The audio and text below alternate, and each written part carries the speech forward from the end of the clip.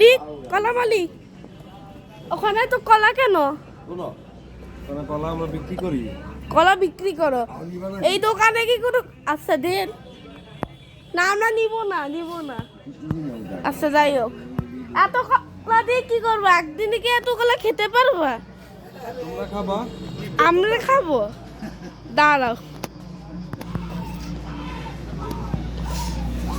আচ্ছা এটা তোমাদের বস না? হাই কলা বস। হাই, কেমন আছেন? মোবাইল টিপতেছেন?